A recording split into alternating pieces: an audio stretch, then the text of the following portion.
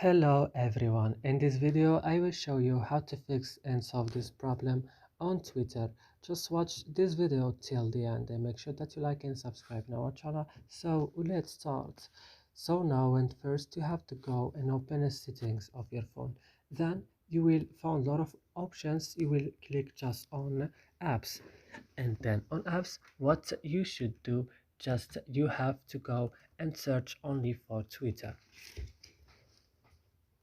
And when you found it, just click on it like this, and then go to storage, click on clear cache. I used it before. Then click on clear data.